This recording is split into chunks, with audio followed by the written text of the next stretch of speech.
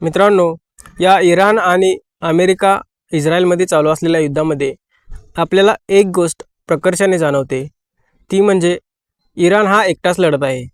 जगात इतके सारे मुस्लिम देश असूनसुद्धा कोणताही देश इराणला थेट पाठिंबा देत नाही किंवा थेट युद्धात उतरलेला नाही किंवा थेट त्यांनी इराणला मदत केलेली नाही। इराणने सौदी अरेबिया, UAE, कतारमधल्या अनेक ठिकाणी अनेक मिलिटरी बेसेस यूएसचे म्हणजे अमेरिकेचे अनेक US बेस उडवलेले असलेत किंवा त्यांच्यावर हल्ला केला असला तरी कोणताही देश सौदी अरेबिया किंवा UAE, कतार यांपैकी कोणताही देश थेटपणे इराणच्या विरोधात युद्धात उतरलेला नाही। यावरून आपल्याला एकच गोष्ट समजते की या सर्व मुस्लिम देशांमध्ये एकजुटता नाही आहे। प्रत्येक देश हा आपल्या आपल्या हिताचे बघत आहे आणि इतर दुसऱ्या मुस्लिम देशांनाही सपोर्ट करत नाही आहे।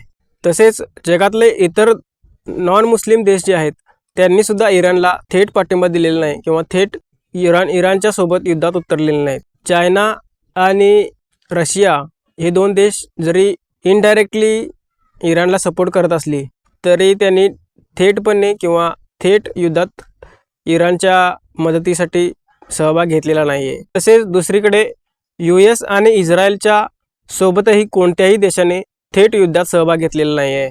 थेट इराणच्या विरोधात कोणीही आपले सैन्य पाठवले नाहीत किंवा थेट आपला युद्धात सहभाग दर्शवलेला नाही। मित्रांनो, जे नेटोमधील देश आहेत त्यांनीसुद्धा या युद्धात अमेरिकेला आणि इस्रायलला थेट सपोर्ट केलेला नाही आहे किंवा थेट या युद्धात त्यांनी उडी घेतलेली नाही आहे। स्पेनने तर डायरेक्ट या युद्धामध्ये USला विरोध केलेला आहे आणि आम्ही या युद्धात US सोबत आणि इस्रायल सोबत नाही आहोत असे त्यांनी सरळ सांगितलेले आहे आणि नेटोमधून बाहेर पडण्याचाही इशारा दिलेला आहे। तर मित्रांनो, दिवसेंदिवस या युद्धात अनेक वेगवेगळे मोड येत आहेत। इराणने आखाती देशांतील सर्व देशांना संबोधून असे म्हटले आहे की तुम्ही जे तुमच्या देशामध्ये जे US आणि इस्रायलचे मिलिटरी बेसेस आहेत ते त्यांना वापरू दिले नाहीत तर आम्ही तुमच्यावर हल्ला करणार नाही। मित्रांनो, इराणने या युद्धात याच USच्या मिलिटरी बेसवर हल्ला केलेला आहे जे या आखाती देशांमध्ये आहेत